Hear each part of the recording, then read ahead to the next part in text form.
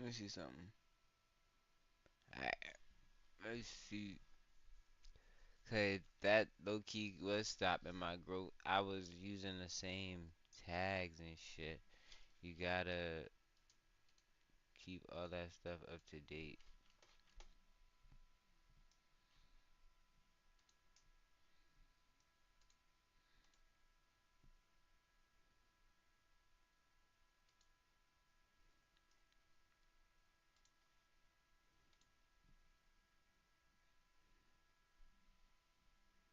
Alright, we're good.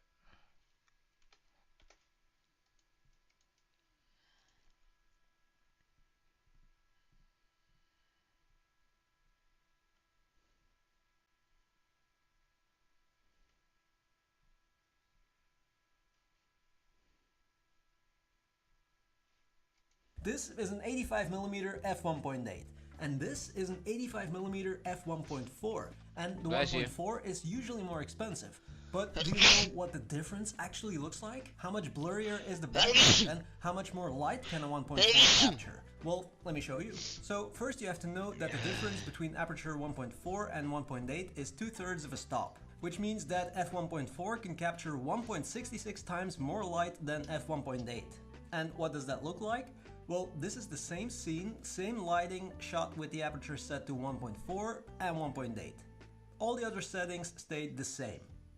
So this is the difference in exposure. Okay, and what about the background blur? Well, here's the same shot, same scene with the aperture set at 1.4 and 1.8. And here's another comparison. So what do you think? Is it worth it to go for the 1.4 over the 1.8, or is the 1.4 overrated? This is an 85mm f1.8, and this is an 85mm f1.4, and the 1.4 is usually more expensive. But do you know what the difference actually looks like? How much blurrier is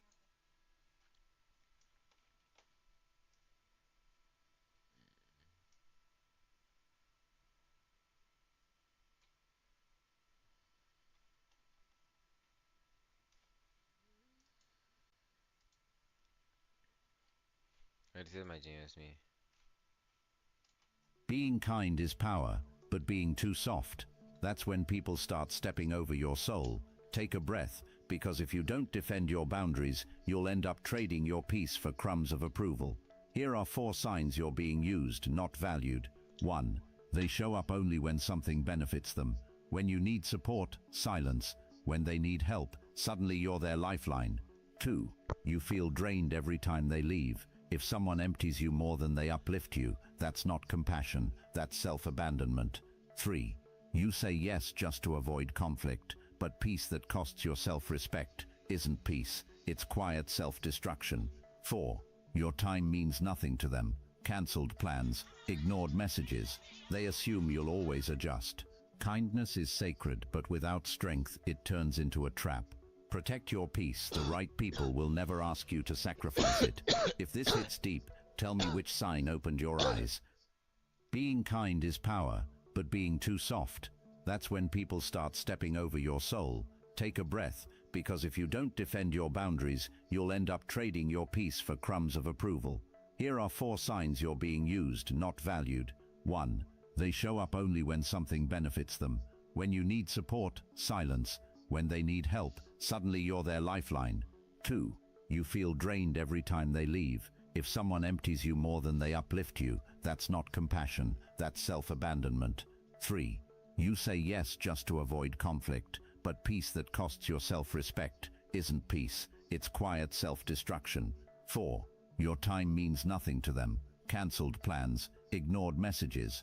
They assume you'll always adjust. Kindness is sacred, but without strength, it turns into a trap. Protect your peace. The right people will never ask you to sacrifice it.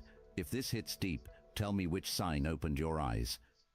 Being kind is power, but being too soft, that's when people start stepping over your soul.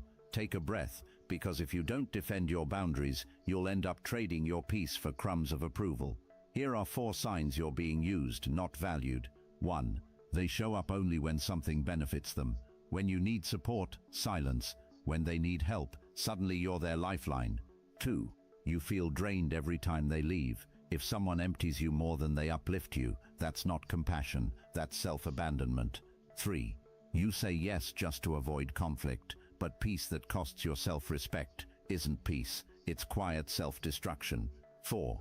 Your time means nothing to them. Cancelled plans, ignored messages. They assume you'll always adjust. Kindness is sacred, but without strength, it turns into a trap. Protect your peace. The right people will never ask you to sacrifice it. If this hits deep, tell me which sign opened your eyes. Being kind is power, but being too soft, that's when people...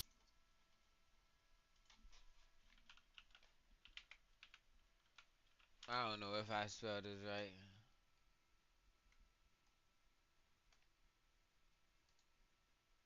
Search has changed. Introducing... Listen up, fellow Stoics of the digital age.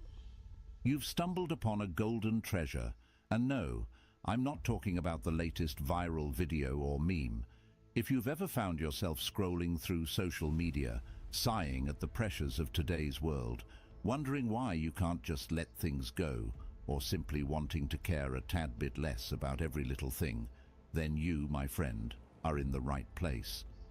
You see, long before our modern-day challenges, some brilliant chaps known as the Stoics lived their lives based on principles that, believe it or not, can teach us how to master the art of not giving too many cares. Ironic, isn't it?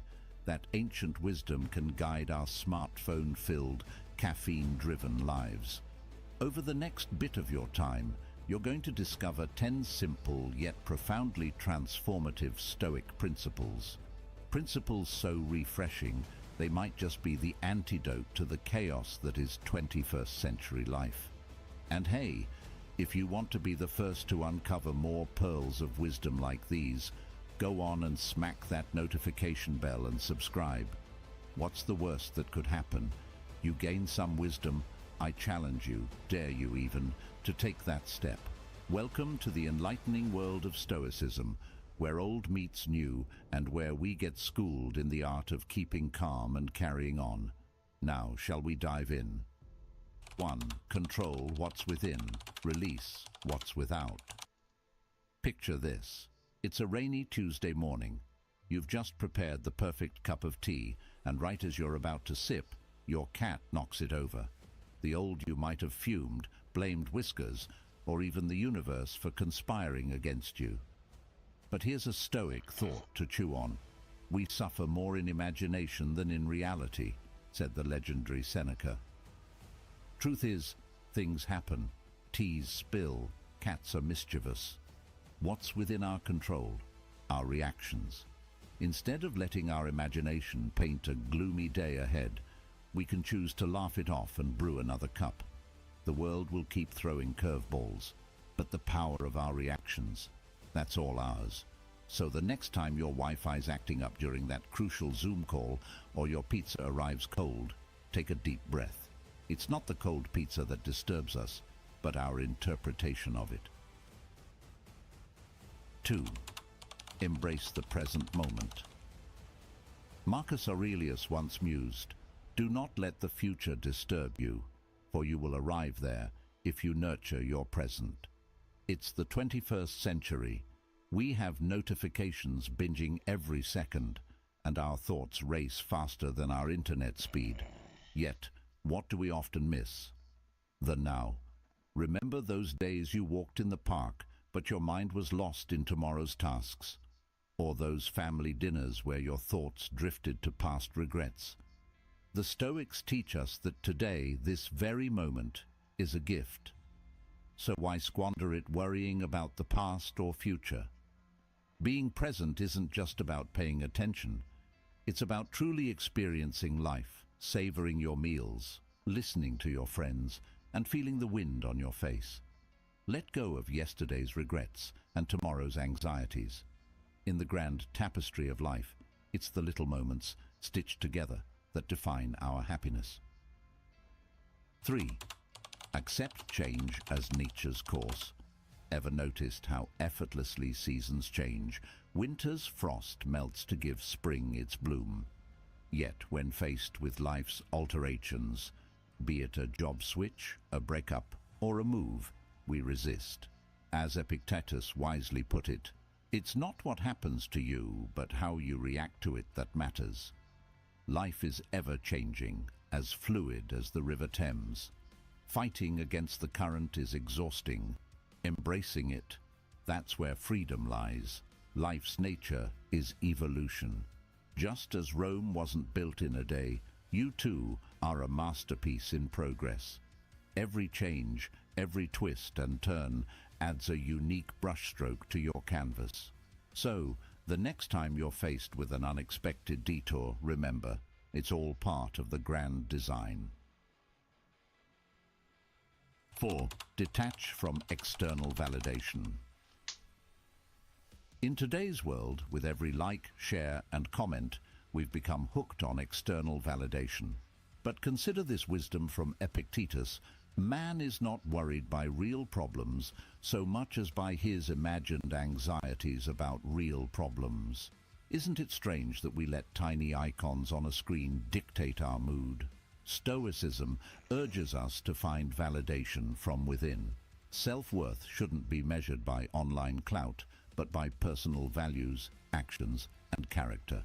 The next time your post doesn't get the expected traction, or someone slides into your DMs with a snide comment, remember, your worth is not up for public voting. You're your own judge and jury.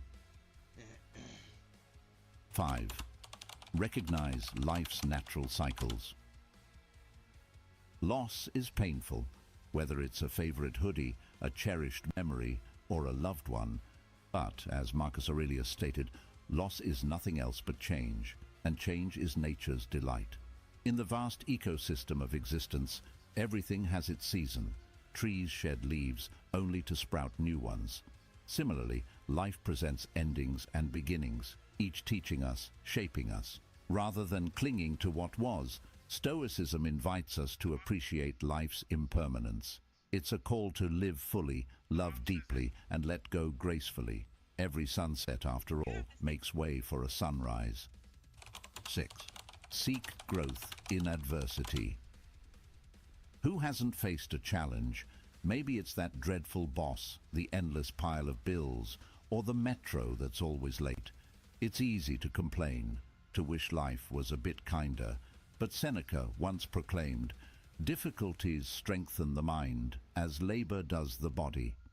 Think of challenges as life's personal gym sessions for your soul. When hurdles appear, instead of asking, "Why me?" ponder, "What's this teaching me?" Every adversity carries a lesson, a potential for growth. It's just a matter of perspective. If Stoics were around today, they'd probably say, "Bring it on." 7. Cultivate inner riches. In an age of opulent Instagram feeds and the constant show of affluence, it's easy to equate happiness with material gains. Yet, Seneca remarked, "It's not the man who has too little, but the man who craves more. That is poor." True wealth isn't about the latest gadgets or designer labels. It's the contentment of the soul, the richness of experiences, the treasure of memories. The Stoics remind us that while it's okay to enjoy life's luxuries, one shouldn't be enslaved by them. For in the end, it's the stories we've woven, not the possessions we've accumulated, that truly matter. Meet Evoto AI, the photo editing software that everyone's talking about. Go out and create more. Evoto saves you time by accelerating tedious editing. With Evoto, you're always in control of your edits. Evoto clears blemishes and acne, keeping skin looking natural. Struggling with light and shadows? Evoto nails it in a second. From glare to stray hairs, Evoto does it all.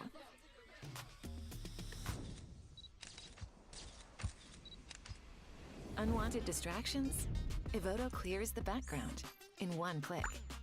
Colors that adapt, not just apply. Evoto AI Color Looks analyzes images for dynamic adjustments. and tailors every detail to your photos.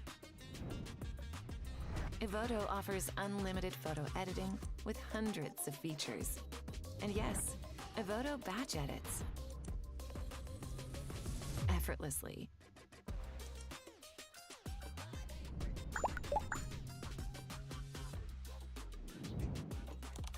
Download Evoto AI today for faster edits and finer control.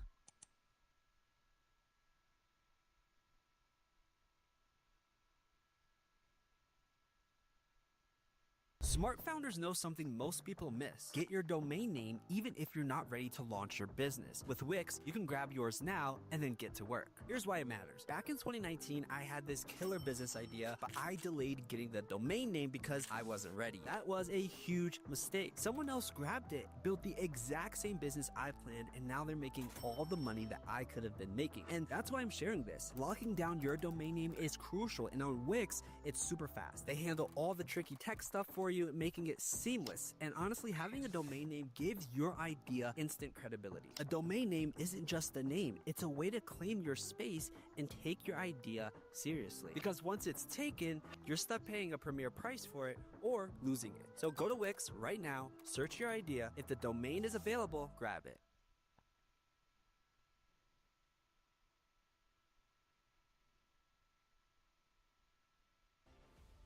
8.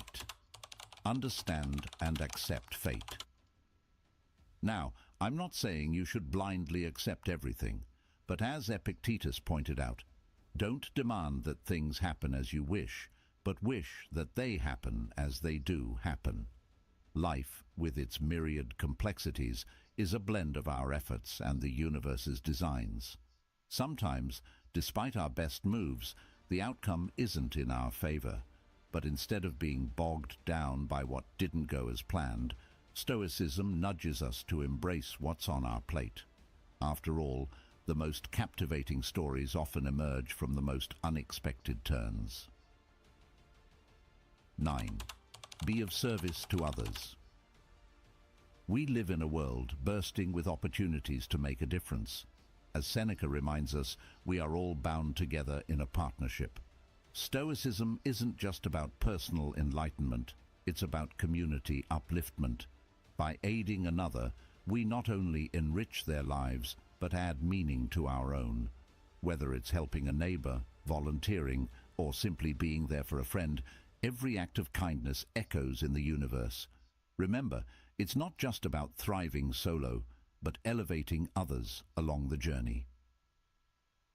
10. Reflect, review, and realign. The bustling world doesn't often grant us pauses. Yet, as Marcus Aurelius noted, the happiness of your life depends upon the quality of your thoughts. Regular reflection is the mirror to our souls. Taking a moment to introspect helps us identify our patterns, realign our paths, and refresh our perspectives. Consider it a regular system update for your life. Ponder upon your actions, learn from missteps, and celebrate small wins. For in understanding oneself, we pave the path to true contentment and peace. These 10 principles aren't about being emotionless or aloof. They're about fostering resilience, embracing the present, and leading a life of purpose and depth.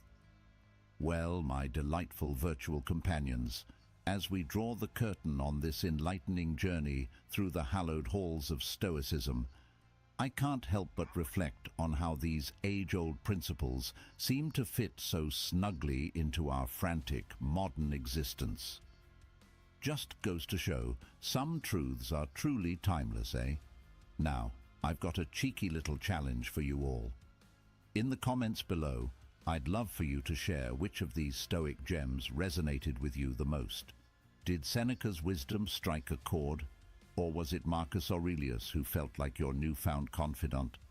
Let's get this conversation started so we learn from each other. But wait, before you dive headfirst into the world, armed with this newfound Stoic wisdom, I've got a small request. If you found even an ounce of value today, a smidgen of enlightenment, How to use SimilarWeb to uncover powerful marketing insights. SimilarWeb is a digital intelligence platform that lets you see how any website is performing. Things like its visitor numbers, engagement metrics, and where its traffic comes from. First, enter your own website's domain. Look for trends and surprises. Which channels are bringing in the most traffic? Are there referral sites or platforms you haven't tapped into yet? Then add a close competitor and run the same checks. Compare traffic volume, bounce rates, and traffic sources side by side to see how you stack up. Are they getting strong traction from a platform you haven't tapped into yet? Are they outperforming you on a channel you've neglected? This kind of traffic data helps you stop guessing and start prioritizing platforms based on what's actually working. You haven't signed up yet? Use the link in the description to get started with SimilarWeb today.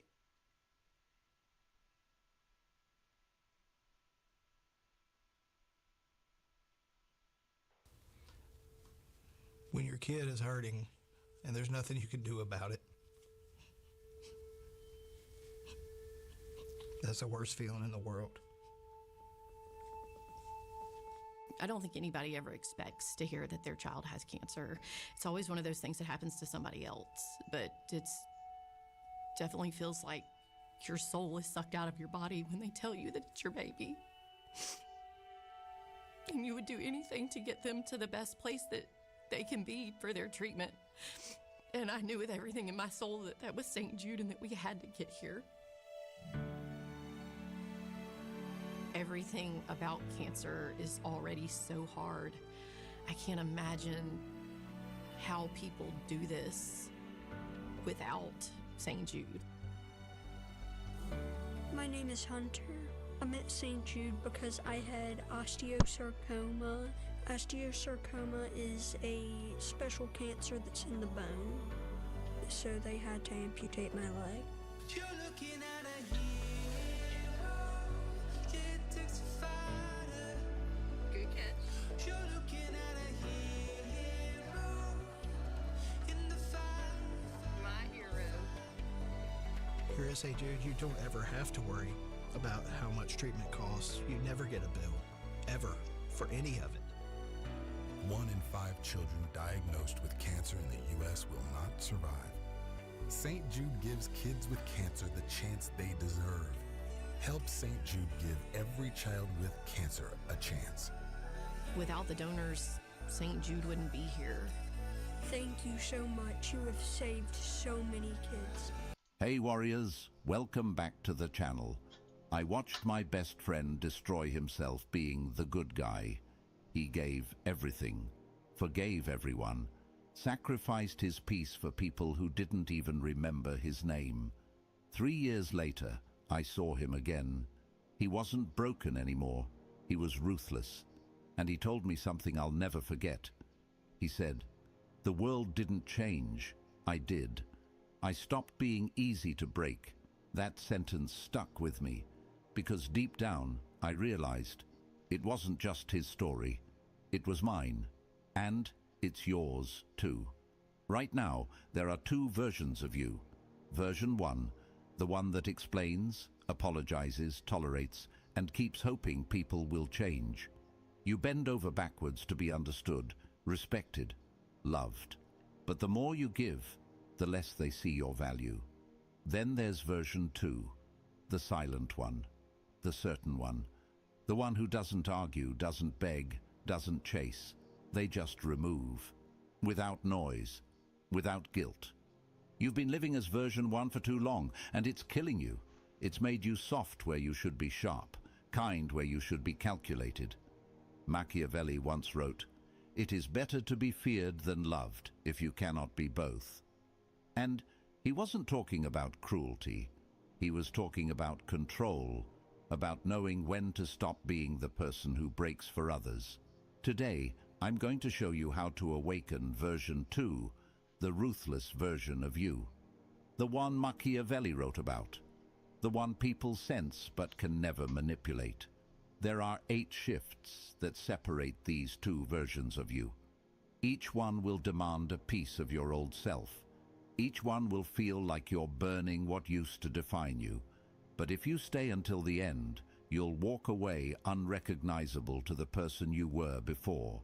You'll stop seeking peace from others and start generating it from within.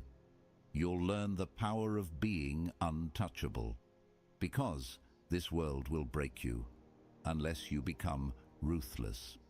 And before we begin, I want you to drop this in the comments. I will not break again. Number 1, stop giving yourself to the ungrateful. The first transformation into ruthlessness begins when you realize this. Your biggest weakness was never your heart. It was where you placed it. You've been bleeding energy into people who feed off your light, but never once give it back. You kept helping, forgiving, explaining, hoping that maybe, just maybe, they'd finally see your worth. But they never do. Why?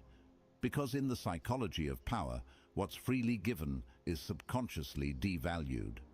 People instinctively equate generosity with inferiority. They assume if you give too easily, it's because you need to be liked. And the moment someone senses your need, they control you. That's how weakness is born. Not from failure, but from emotional dependence disguised as kindness. Machiavelli once said, "Men are quicker to offend one who is loved than one who is feared." The ungrateful exploit your goodness precisely because they don't fear losing it.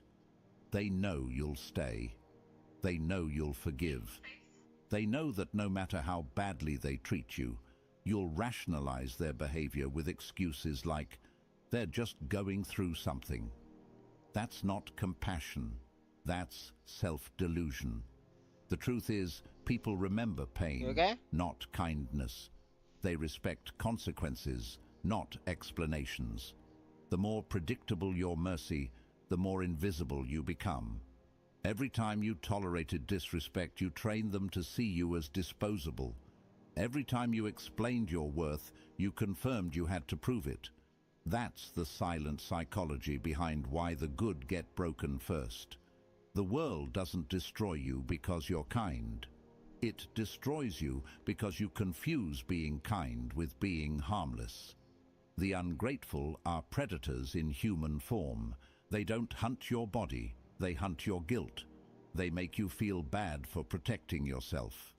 They twist your empathy into a weapon and stab you with it. So, stop thinking you owe anyone your loyalty just because you once cared. Your care is a privilege, not a right. Give it only to those who have earned it through consistent respect. Everyone else should feel the sharpness of your absence. Detachment is your defense. Indifference is your revenge.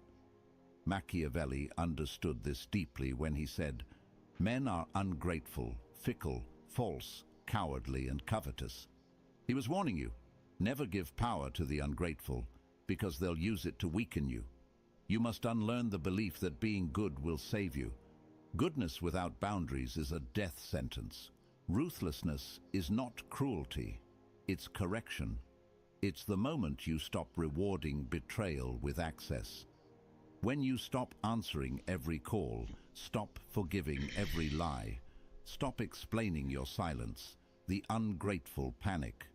They realize they can't feed off your emotional reactions anymore.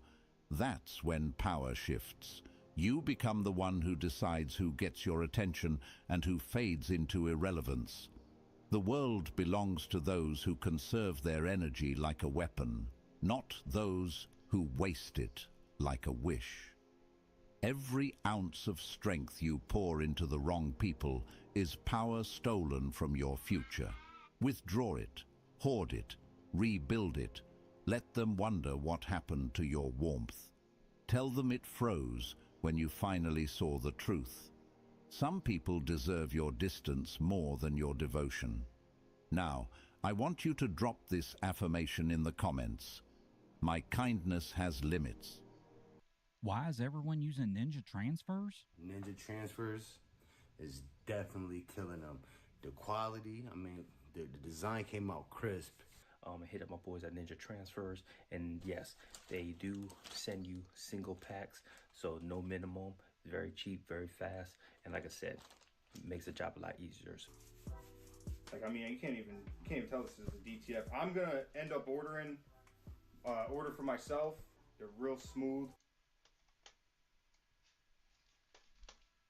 No, I got that site back. It popped back Number up. 2, turn pain into power. Pain is the purest teacher because it never lies. It doesn't flatter your ego. It doesn't care about your excuses. It exposes you, strips you, burns everything weak inside you until only the real you remains. The difference between the broken and the powerful isn't the amount of pain they've felt. It's what they did with it.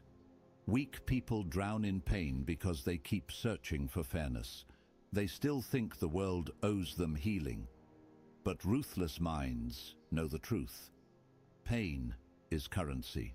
You either spend it building yourself or waste it by complaining.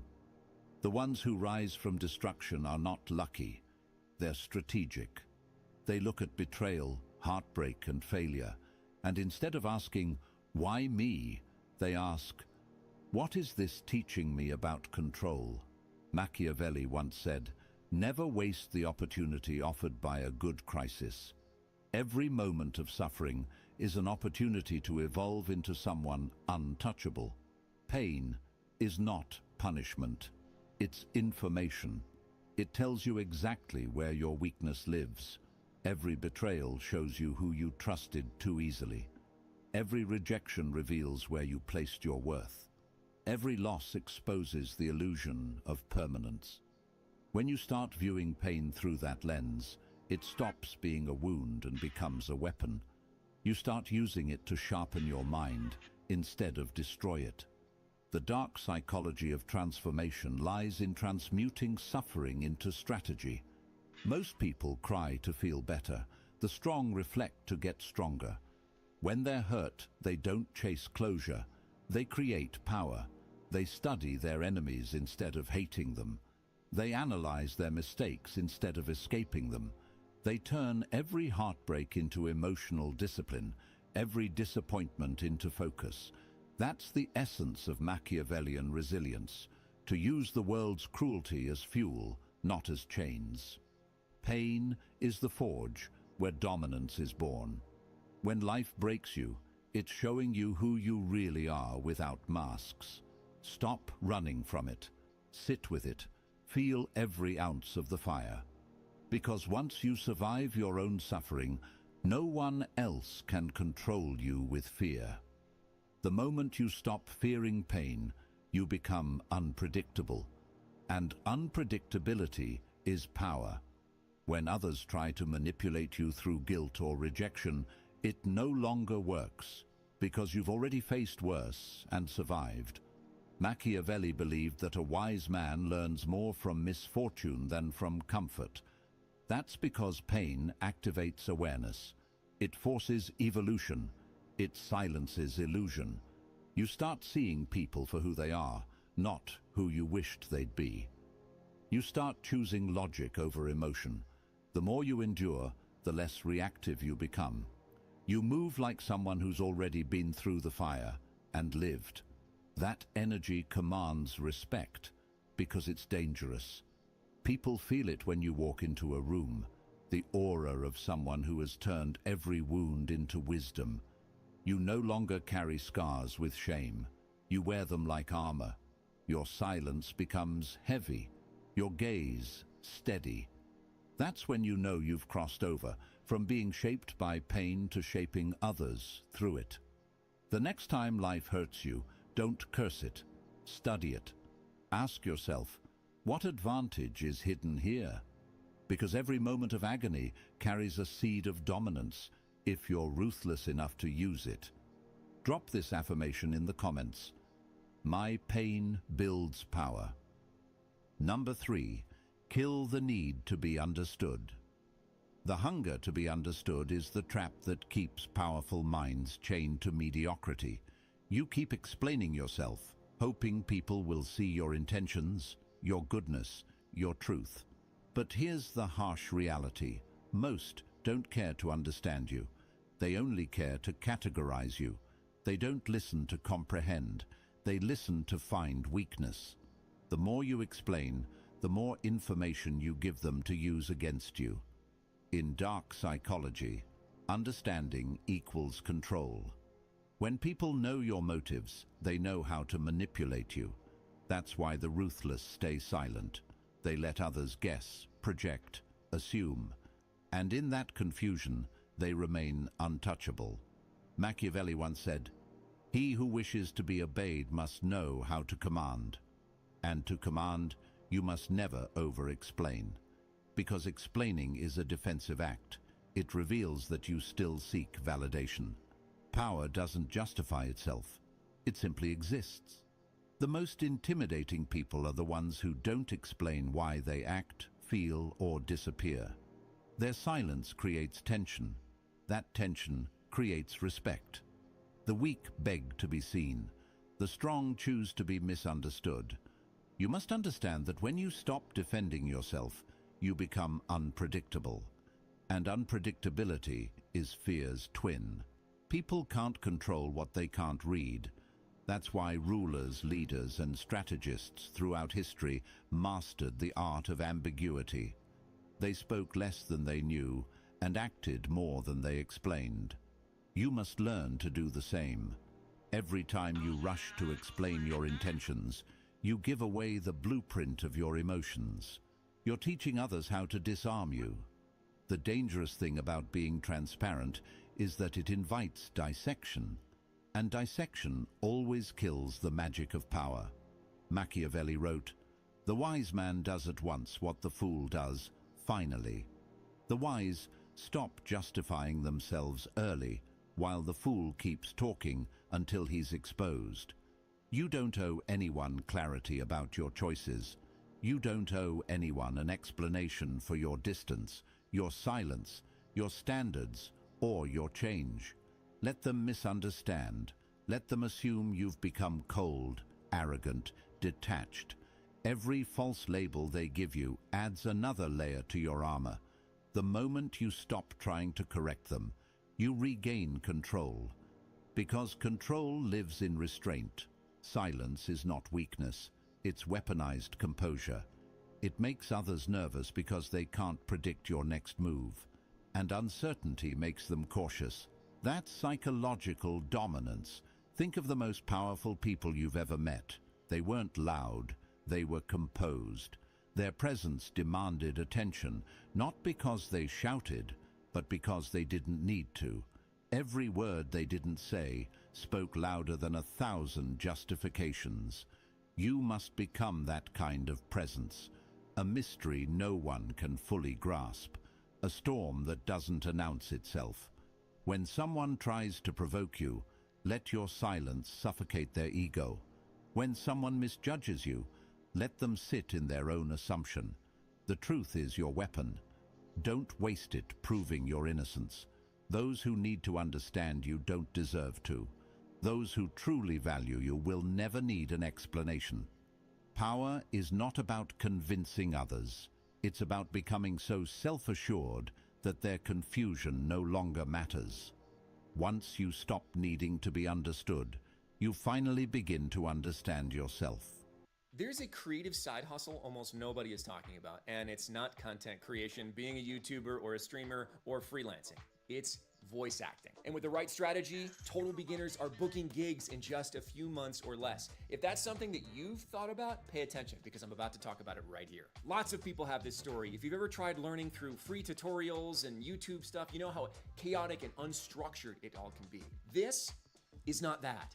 This is not a bunch of just random ideas that get you like fired up about voice acting without showing you how to actually get a paid gig, how to set up a studio. Here's what this is. Over the past 12 years, I have built a voice acting career from scratch with no acting background, no acting degree, no agents, no fancy gear when I got started. I have completed over 8,000 paid gigs across video games, animation, commercials, promos, you name it in this industry, I have done it. More important to you, I've helped over 5,000 beginners do the exact same thing and go from I have no clue what I'm doing to booking paid voice acting jobs on their own without moving to LA or buying $10,000 worth of expensive gear without waiting tables while they wait for their big break. I know if you've looked into voice acting before, you've definitely heard stuff like you need an agent right away, you need a theater degree, you have to have acting background, you have to go to formal classes, you gotta spend thousands on a demo reel, you gotta move to LA. No, that's the old way, and it's really, really outdated. The system that I use and that thousands of others are using is the new way, and it's how to get your first paid gig using just 2 pieces of equipment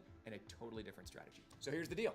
Even if you're just a little bit curious, click the button below and it'll take you to a page with a free, no fluff, I actually teach you, not just try to sell you stuff, 1-hour masterclass where I'll show you exactly where to find the gigs that are actively looking for beginners like you, how to nail auditions no matter where they come from, even if you've never done one before. I'll show you the only 2 pieces of gear you actually need, it's not a lot, and how to start booking real paid work very quickly. And yes, I'll even show you real success stories and booking stats from students who had 0 experience before they found this, including someone that booked a $5,000 job on a $67 microphone. So click the button now. Worst case, you spend an hour learning something new. Best case, a few months from now, you're doing creative work you actually enjoy and getting paid to do it. If you've been waiting for a sign, this is it. Click on the button now, and I'll see you in the masterclass.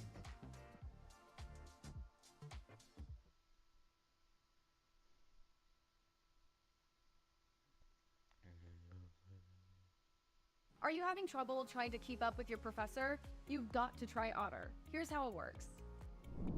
Let's say I'm in class. I just hit record, and as you can see, everything I'm saying is turning into a transcript as I talk in real time. Because Otter is transcribing everything, I can actually listen to the professor rather than trying to type everything down, or I can zone out for a minute. I know that nothing is going to be missed, and I will be able to refer back to this transcript. If you're attending by Zoom, Otter will even capture any slides that were shared during the lecture. Imagine being able to refer back to perfect notes from all your classes for the whole semester. By the way, everything I'm showing you is free. Here's the best part. So after your class is over, you'll receive an AI-generated summary. It contains a summary of what was discussed and timestamps for the different topics shared.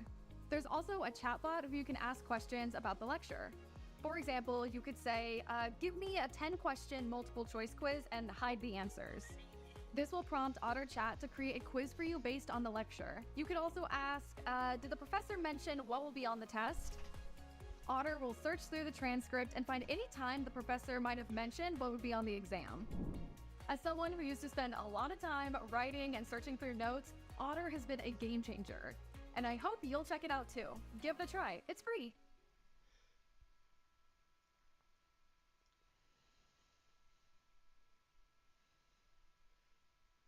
I want you to drop this affirmation in the comments. My silence speaks power. Number 4, detach, don't beg. Begging for attention, love, or closure is how the powerful become slaves. The more you chase what's walking away, the smaller you become in the eyes of those who never intended to value you. Detachment is not coldness, it's control. It's the skill of walking away from anything that threatens your self-respect, no matter how much you wanted it. Most people mistake attachment for loyalty, but they are opposites. Loyalty is strength. Attachment is dependence. The world has conditioned you to believe that fighting for people proves your care. But in dark psychology, the one who chases always loses power. The act of begging, whether for time, affection, or attention, broadcasts weakness, and weakness invites exploitation. Machiavelli once wrote, "The one who is not master of himself cannot be master of others." When your emotions rule you, you are easy to control. The ruthless detach, not because they lack emotion, but because they refuse to be owned by it. When someone pulls away, they don't argue or explain, they observe. When someone disrespects them, they don't plead, they vanish. Silence becomes their sword, and absence becomes their message. In a world built on emotional manipulation, detachment is the ultimate rebellion. It terrifies manipulators because it kills their power source, your reaction. Once you stop reacting, you become unreadable. And when you're unreadable, You become feared. The secret weapon of the powerful is not rage, it's indifference. Indifference burns colder than hate and lasts longer than love. When people can no longer predict how you'll respond, they lose their control over your mind. That's the moment your energy begins to shift. You stop being the one who waits and start being the one who decides. The ones who once ignored you start to notice your silence, because silence from a once reactive person is louder than any confrontation. Detachment gives you a strange kind of authority, the authority to walk away from chaos with your peace intact. Machiavelli believed that control over one's emotions was the foundation of every successful ruler, because those who cannot detach are doomed to be controlled by those who can. He said, "Men are driven by two principal impulses, either by love or by fear. If you can master your attachment, you will control both." The ruthless understand that not everyone deserves access, not every emotion deserves expression, and not every relationship deserves revival. You must learn to withdraw your energy without announcement, to close doors quietly, and to make your distance feel like punishment. That's psychological warfare at its most elegant form. The more you detach, the more power you reclaim. You begin to realize that peace is not found in connection, it's found in control. True strength is when you can love someone deeply, yet walk away the moment they threaten your self-respect. Detachment doesn't mean you don't care. It means you care correctly, about yourself first. Because when you stop begging, you stop bleeding. And when you stop bleeding, no one can feed on you again. Drop this affirmation in the comments. I choose peace over people. Number 5. Boundaries are your armor. Boundaries are the invisible walls that separate power from chaos. Without them, your life becomes an open field where anyone can enter, take what they want, and leave you empty. You've been taught to believe that saying no is selfish, that setting limits makes you unkind. But in truth, the absence of boundaries is self-betrayal. Every time you tolerate disrespect, every time you forgive without consequence, every time you let people cross lines to keep the peace, you surrender pieces of yourself. Weak men and women confuse tolerance with strength. The ruthless know better. They understand that a heart without armor is a target. Machiavelli once wrote, "A prince who is not wise himself cannot be well advised." What he meant was simple. If you cannot guard yourself, no one else will. The world doesn't honor openness, it exploits it. The ones who smile at your kindness today will use your forgiveness tomorrow. That's the nature of unchecked human desire. People always test the limits you refuse to enforce. Boundaries are not walls to keep others out. They are gates that protect what's sacred inside you. They are not cruelty, they are clarity. And clarity terrifies manipulators because it removes their leverage. In dark psychology, boundaries are weapons of control. The person who enforces them dictates the terms of every relationship. When you calmly say no without guilt, you communicate dominance. When you cut off access after betrayal, you announce that your worth is non-negotiable.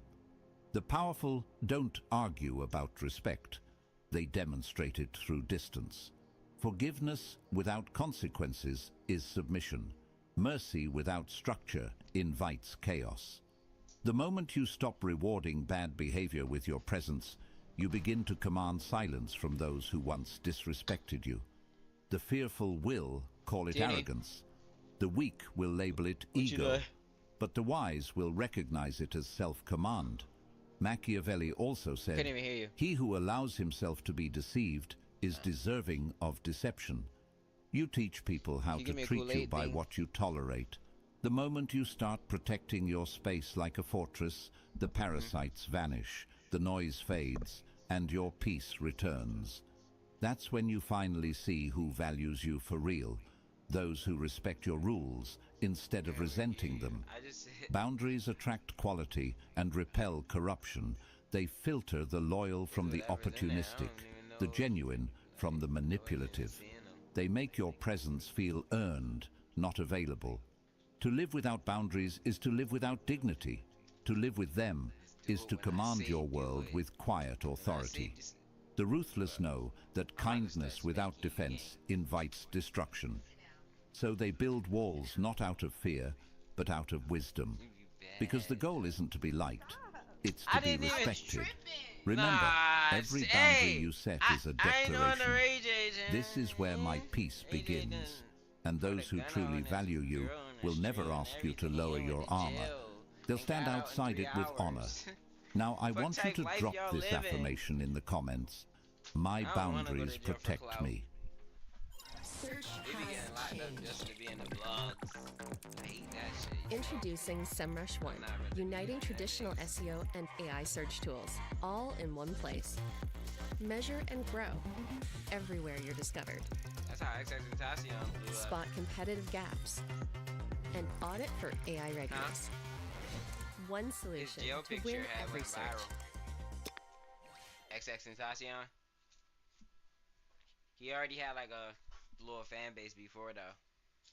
But every time he went to jail, it was I posted these two nearly identical videos, and guess which one performed better? It was actually this one. All because of this tool I wish I used sooner. Because this video generated 13,000 comments and 43,000 views on the website I wanted to share. A single video, right here. And the first video did fine, tons of views, but less website visits. Because I wasn't using ManyChat.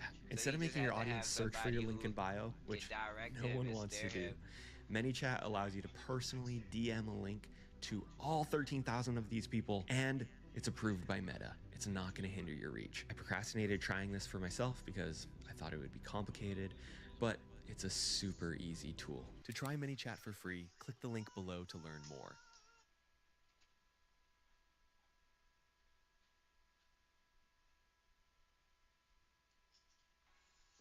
Number 6. Master the art of silence. Silence is the weapon the powerful use when words lose their value. Most people fear silence because it exposes their lack of control. They talk to fill the air, to prove their confidence, to seek validation through noise. But every unnecessary word you speak becomes ammunition for someone else's manipulation. The wise understand that in a world addicted to talking, silence is dominance. Machiavelli once wrote, "Never reveal all your thoughts, for it makes you predictable and vulnerable." The moment people can read your emotions, they can calculate your reactions. And the one who can predict, you can control you. Silence makes you unreadable. It builds an atmosphere of mystery that forces others to second-guess themselves. The quiet man in the room always holds more power than the one shouting for attention. In dark psychology, silence is not emptiness, it's strategy. It shifts the balance of control without confrontation. When you say nothing, you let others reveal everything. They expose their insecurities, motives, and weaknesses while trying to understand you. The ruthless use this to their advantage. They listen more than they speak, observe more than they explain, and act more than they promise. The weak rush to prove their point. The strong wait for the perfect moment to strike. Every pause you hold in a conversation increases your authority. Every time you let others fill the silence, they unknowingly surrender information. Machiavelli believed that power thrives in perception. The less people know about your intentions, the more they fear them. Silence creates psychological tension. It makes others project their fears onto you. They start wondering what you're thinking, what you might do next, and that uncertainty gives you invisible control. This is why silence isn't absence, it's presence magnified. You don't